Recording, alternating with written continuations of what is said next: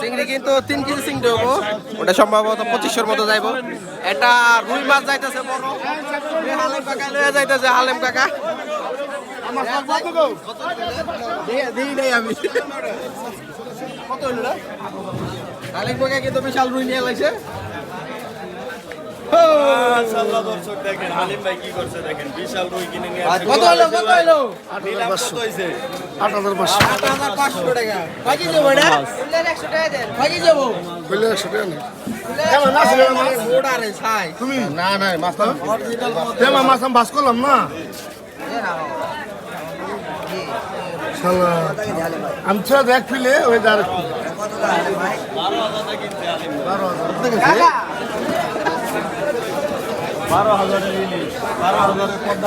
12,000 পদ্মার রুই, এটা 12,000। হালিম ওই গুরুপদ তুমি ফেলে গেছো।